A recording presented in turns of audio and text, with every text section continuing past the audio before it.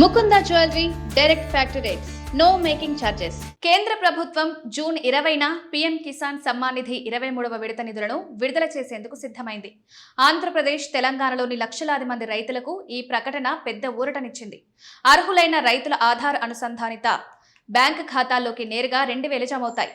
ఈసారి పేమెంట్ ఆలస్యం కాకుండా ఉండాలంటే రైతులు తమ రికార్డులను ఇప్పుడే అప్డేట్ చేసుకోవడం ఉత్తమం.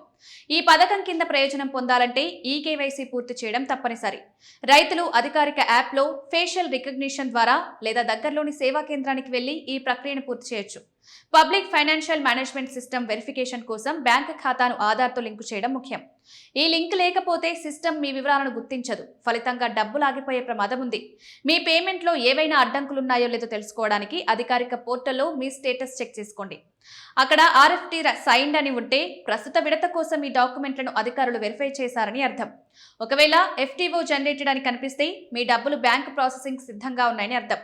ఒకవేళ ఏవైనా తప్పులు కనిపిస్తే మీ బ్యాంక్ ఖాతా యాక్టివ్గా ఉందో లేదో చేసుకోండి. National payments corporation of India mapping సరిగ్గా ఉందో లేదో బ్యాంక్ వెళ్లి కన్ఫర్మ్ చేసుకోండి. ఖరీఫ్ సీజన్ పనుల వేళ 2,000 రైతులకు ఎంతో కీలకం. తెలుగు రాష్ట్రాల్లోని చాలా మంది రైతులు ఈ నిధులను నాణ్యమైన విత్తనాలు, ఎరువుల కోసం కొనుగోలు వాడతారు.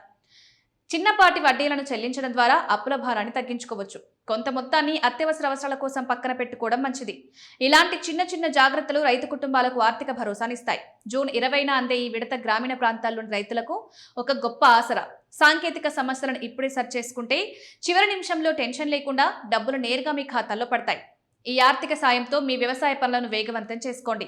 ప్రభుత్వం అందిస్తున్న ఈ పథకాన్ని సద్వినియోగం చేసుకుని ఆర్థికంగా నిలదొక్కుకోండి. మీ అప్రమత్తతే ఈ పథకం ద్వారా పూర్తి ప్రయోజనం పొందేలా చేస్తుంది.